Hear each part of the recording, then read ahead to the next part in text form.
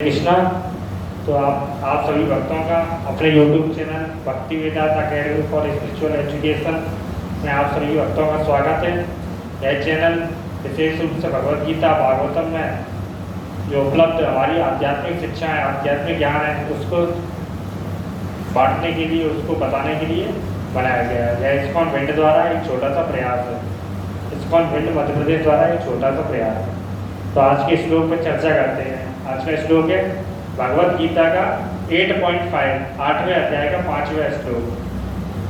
अंतकाले च मामेवा स्मरन् मुक्त्वा कलेवरं या प्रयाति समद्भावं याति नास्ति यत्र संशया। अंतकाले च मामेवा स्मरन् मुक्त्वा कलेवरं या प्रयाति समद्भावं याति नास्ति यत्र संशया। अंतकाले च मामेवा स्मरन् मुक्त्वा कलेवरं या प्रयाति समद्भावं याति नास्त्यत्र संशया। इसको ट्रांसलेशन पे आते हैं।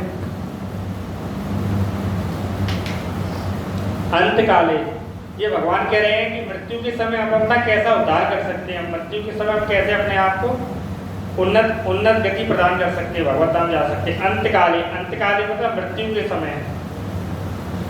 चा मतलब और, माँ में, माँ मतलब मुझे, ए मतलब निश्चय ही।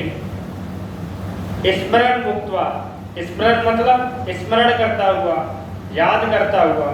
मुक्त्वा जो त्यागता है, क्या त्यागता है? कलेवरम, कलेवरम मतलब शरीर, शरीर त्यागता है। तो अंत्यकाल में, मृत्यु काल में, मृत्यु के समय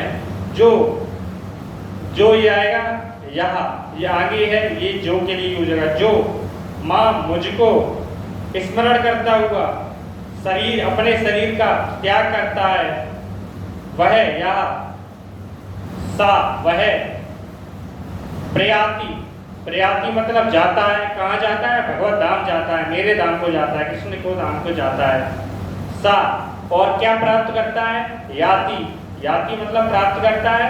मदभावम मेरे स्वभाव को प्राप्त करता है। भगवान का स्वभाव कैसा है? सच्चिदानंद, दिव्य स्वभाव है। भगवान का शरीर कैसा है? सच्चिदानंद है। भगवान का स्वभाव कैसा? दिव्य है। उसमें कोई भौतिक कलवश नहीं है। उसी प्रकार जब हम भगवान का स्मरण करते हो, अगर अपने शरीर को त्याग करते हैं, तो हमारा जो शरीर, हमें भी आध्यात्मिक शरीर प्राप्त होगा और हमें भी दिव्य शरीर प्राप्त होगा, सच्चिदानंद से बना हुआ शरीर प्राप्त होगा और भगवान के जैसा शरीर प्राप्त होगा।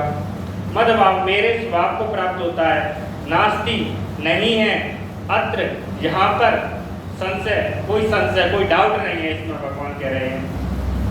अंतकाल में, मृत्यु के समय जो मेरा, मुझको स्मरण करता हुआ अपने शरीर का त्याग करता है, वह मेरे धाम को जाता है, प्रयाति जाता है और मेरे स्वभाव को प्राप्त होता है। इसमें यहाँ, इसमें कोई संशय नहीं है। तो प्रभुपाद जी का ट्रांसलेशन एक बार पढ़ लेते हैं। प्रभुपाद जी लिखते हैं ट्रांसलेशन में, और जीवन के अंत में जो केवल मेरा स्मरण करते हुए शरीर का त्याग करता है, वह तुरंत मेरे स्वभाव को प्राप्त होता है। इसमें रंच मात्र भी संदेह नहीं है। अब प्रभुपाद जी का थोड़ा तात्पर्य भाई श्री प्रभुपाद में थोड़ा सा हम पढ़ते हैं। परमेश्वर शुद्धाति शुद्ध है, अतः जो व्यक्ति कृष्ण भावना भावित होता है, वह भी शुद्धाति शुद्ध होता है। स्मरण शब्द महत्वपूर्ण है। श्री कृष्ण का स्मरण उस अशुद्ध जीव से नहीं हो सकता जिसने भक्ति में रहकर कृष्ण भावनामृत का अभ्यास नहीं किया। अब यहाँ पे केवल ये लिखा है कि अंतकाल में स्मरण कर लो। अब कोई ये सोच ले कि हम तो जीवन भर कुछ भी करते रहे, अय्याशी करते रहे या भौतिक सेंस ग्रेटिफिकेशन करते रहे, इंद्रिय तृप्ति करते रहे, आखिरी समय में हम कृष्ण का स्मरण करते हैं, हमारा उद्धार हो जाएगा। तो प्रभुपाद जी इसमें लिखते हैं, श्री कृष्ण का स्मरण उस अशुद्ध जीव से नहीं हो सकता जिसने भक्ति में रहकर कृष्ण भावनामृत का अभ्यास नहीं किया। अगर आपने भक्ति का अभ्यास नहीं किया, कृष्ण भावनामृत का अभ्यास नहीं किया, कृष्ण भक्ति नहीं की, तो आखिरी समय में आपका ये गारंटी है कि आप कृष्ण का स्मरण नहीं कर पाएंगे, क्योंकि आखिरी समय बड़ा दर्द होता है। मृत्यु के समय 40,000 बिच्छू, अपने शास्त्रों में लिखा है 40,000, ऐसा दर्द होता है मानो 40,000 बिच्छू एक साथ काट रहे हो, इतना दर्द होता है। और बुढ़ापा घेर लेता है मृत्यु के समय, तो परेशानी आ जाती है। उस समय अपने पे शरीर की शक्ति नहीं रहती कि अपन भगवान का स्मरण कर सकें। जब हमने जीवन भर अभ्यास किया है भक्ति का, भगवान के स्मरण करने का अभ्यास जीवन भर किया है, तो भगवान का स्मरण भगवान भगवत कृपा से ऐसा संभव होता है कि हम आखिरी समय भगवान का स्मरण कर सकें। या यदि जीवन के अंत में, अतः मनुष्य को चाहिए कि जीवन के प्रारंभ से ही कृष्ण भावनामृत का अभ्यास करे।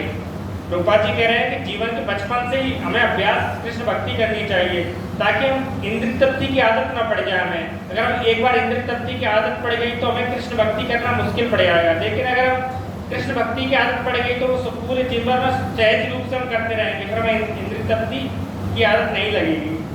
प्रहलाद महाराज भी अपने शिक्षाओं में कहते हैं कि मनुष्य को 5 वर्ष की उम्र से ही भगवत भक्ति करनी चाहिए। यदि जीवन के अंत में सफलता वांछनीय है तो श्री कृष्ण का स्मरण करना अनिवार्य है। अतः मनुष्य को निरंतर हरे कृष्णा कृष्णा कृष्णा हरे हरे, हरे राम राम राम हरे हरे इस महामंत्र का जप करना चाहिए, जो कि कलयुग में यही मंत्र बताया गया, यही भगवान का नाम बताया गया है। हरे कृष्ण कृष्ण कृष्ण हरे हरे, हरे राम राम राम हरे हरे। इससे मनुष्य सिद्धि प्राप्त कर सकता है, जीवन में सफलता प्राप्त कर सकता है। तो आज के लिए इतना ही। श्रीमद् भगवत गीता की जय, श्री प्रभुपाद की जय। हरे कृष्णा।